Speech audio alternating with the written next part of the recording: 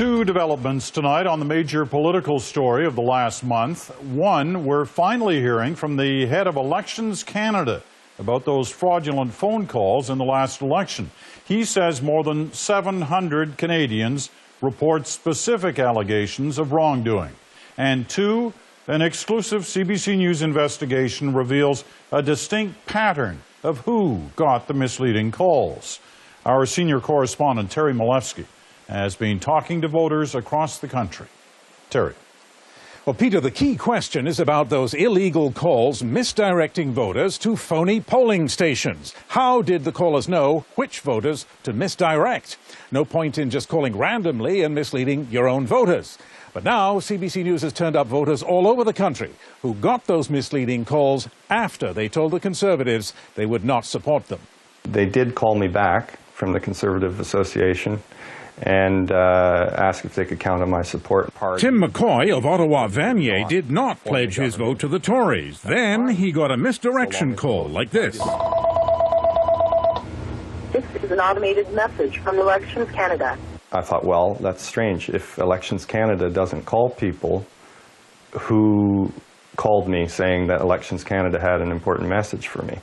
It happened all over the country, and a pattern emerges in at least 31 ridings surveyed by CBC News. From coast to coast, misdirection calls were targeted at people who were not Tory supporters. Due to a projected increase in voter turnout, your poll location has been changed.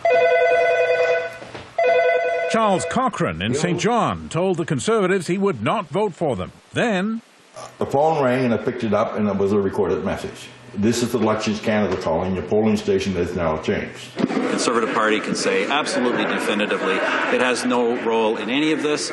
The Conservatives have always insisted there is no connection to the party. Unsubstantiated smear campaign, baseless smears, unsubstantiated smear. But how did the misdirection callers know who to call? All parties gather data on voter intentions. The Conservative database, called CIMS, assigns a smiley face to supporters and a sad face to those who are not. It is valuable data, and access to it is carefully controlled by the party. Who had access to the database? Who supplied the scripts? The opposition has never had an answer to that. Still, somehow, someone knew it made sense to misdirect Laurie Bruce in Fredericton. She says the Tories didn't even pretend that it wasn't them. You know, this is so-and-so calling on behalf of Stephen Harper and Keith Ashfield for the Conservative Party. Then came the misdirection. And he told me that my voting location had changed. I, at that point, said no, it's at the same location that it always is. But was it really the Conservatives? Laurie Bruce Googled the number and found out it was, but she wanted to be sure. I called the number back and just received, I just got like an answering machine message saying, thank you for calling the Conservative Party. In most cases, it was not so blatant. Most say they got separate calls. The first one was a few weeks before the election, and it was simply asked me one question, and that was I going to vote for the Conservative Party?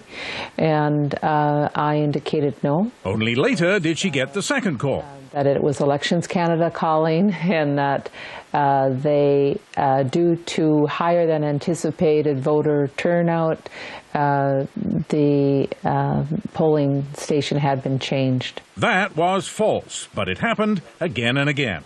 We're just phoning to let you know that the polling stations have changed. And I said, no, they haven't. It's crap. And I hung up on her. Astrid Diamond told Conservative callers repeatedly they did not have her vote. Then she, too, was misdirected. The last phone call came from the same number that all the other calls would come from, which I'd found out was the Conservative Party. But none of this explains how the callers got the data on which voters to mislead, data that was collected by the Conservative Party. Party spokesman Fred DeLaurie declined an interview and declined any comment on that question. Peter. All right, Terry, thanks very much. Terry Milewski in Ottawa tonight.